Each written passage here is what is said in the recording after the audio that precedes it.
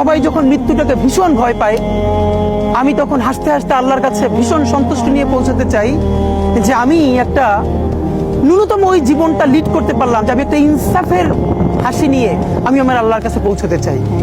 সুতরাং আগামী 50 বছর বাঁচলাম, কোনো ইম্প্যাক্ট তৈরি হলো না আমার দিয়ে, দেশের জন্য, রাষ্ট্রের জন্য, উম্মার জন্য, জাতির জন্য। কিন্তু আমি ধরেন 5 বছর বাঁচলাম, সেটার মধ্য দিয়ে যদি আগামী 50 বছরের ইম্প্যাক্ট তৈরি হয়, তাহলে অনেকদিন বেঁচে থাকায় কি সাফল্যের বলেন?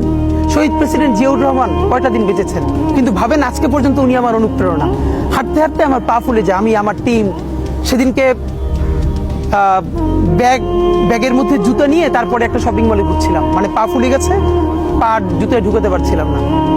তো জিয়াউর রহমানের একটা ওনার গল্প মনে পড়ছিল, যিনি মাইলকে মাইল যখন হাঁটতেন, ওনার সাথে স্টাফদের পা ফুলে যেত, কিন্তু ওনার তো আর্মি ট্রেনিং আছে। তখন তাকে বলতো, স্যার আপনার তো আর্মি ট্রেনিং, আমরা তো আর পারি না। এই জন্য ওনাকে মানুষ রাখাল রাজা বলতো।